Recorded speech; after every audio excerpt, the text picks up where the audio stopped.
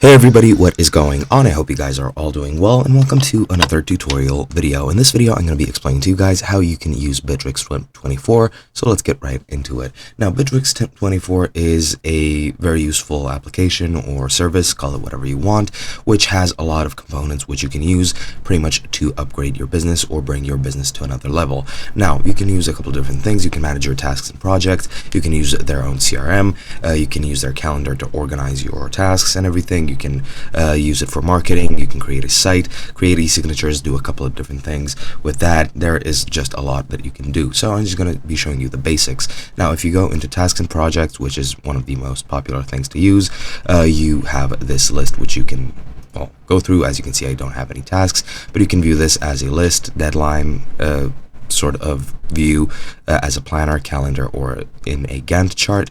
I prefer lists, so I'm just going to go ahead and create a task. Once you click create a task, you just need to name it whatever you want. I'll just name it test. You can add assignees, you can add deadlines. I'll add the deadline for this Sunday, for example. You can change the status summary, for example, but it is locked behind the professional version, so I'm not going to do that. But once you enter all the data you need, you just click add task, and that's gonna create a task which you can view like this. And that's how you track your tasks. Now for the CRM, that is a bit different since you have a lot of different tabs that you can go through.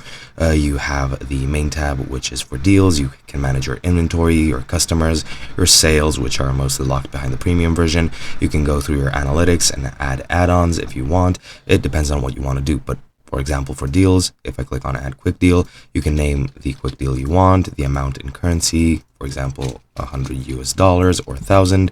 You can add contacts, add participants, or add companies which you're dealing with. And then once you're done, just click save. And now you have your deal. You can put it anywhere you want. This is the Kanban style view. You can put it as new, as create papers, or as you can put it here to mark that you need to create the papers for it. Pretty much I didn't know what to say. Then you can put it in the invoice section, the in progress and final invoice section, depending on the step you're at. This is pretty much the sales funnel for this, and that is pretty much how you list your deals. You can also do a couple different things, as I've mentioned. You can do inventory management, marketing. You can create sites and stores if you want to, but that is a bit too much for this tutorial. Hope you guys enjoyed, and I'll be seeing you guys in another video.